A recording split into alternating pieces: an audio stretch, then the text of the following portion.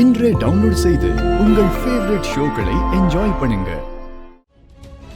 என்ன சார் பிரச்சனை? சார், இடத்துக்கு சொந்தக்காரரு இவங்களை எல்லாம் வெளியே அனுப்ப சொன்னாரு. அதைத்தான் நாங்க செஞ்சுட்டு இருக்கோம். யாருங்க இந்த இடத்தோட சொந்தக்காரரு?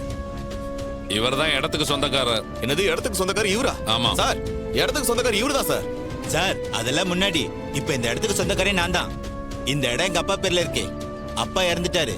அவருக்கு பிறகு அவர் வாரிசான எனக்கு தான் இந்த இடம் சொந்தம். ஏதோ டாக்குமெண்ட் இருக்கு பாருங்க.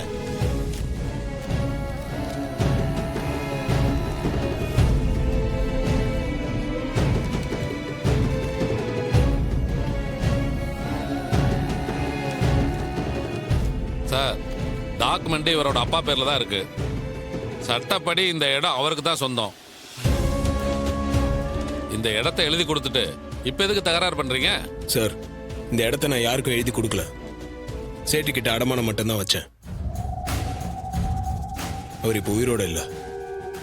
இவர் ஃபோர்ஜரி பண்ணி இந்த இடத்த அவர் பேருக்கு மாத்திருக்காரு. இந்த பத்திரத்துல உங்க சைன் இருக்கு. அது ஏன் கையெழுத்தே கிடையாது சார். நான் போடல.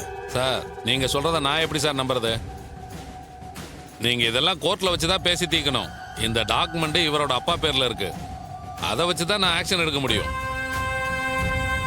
நீங்க தகராறு பண்ணாம வேலை செய்யற ஆளுகளை எல்லாம் கூட்டு போயிடுங்க சார். அதுதான் உங்களுக்கு நல்லது. சார், என்ன விளையாடுறீங்களா? இடத்துக்கு சொந்தக்காரர் இவரு சார். போலி பத்திரத்தை காமிச்சவங்களை வெளியே போக சொன்னா இதெல்லாம் கொஞ்சம் கூட சரியில்லை சார். சார், நான் தான் சொல்லிட்டேன்ல, உங்களுக்கு இந்த இடத்துல பிரச்சனைனா கோர்ட்டுக்கு போங்க. அங்க வச்சு வாதாடுங்க.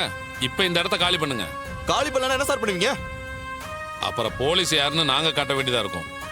மரியாதையா போயிருங்க. அதுதான் உங்களுக்கு நல்லது. கான்ஸ்டபிள், வேலை செய்யறவங்களை எல்லாம் அனுப்பிச்சுடுங்க. போங்க போங்கப்பா, போங்க போங்க.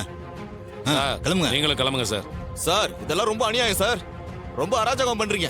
இடத்தோட ஓனரே வெளியே போக சொல்றீங்க. எங்க போலாம்? இல்ல சார், அவங்க பாட்டுக்கு பேசிட்டே போறாங்க. விடுங்க, பாத்துக்கலாம்.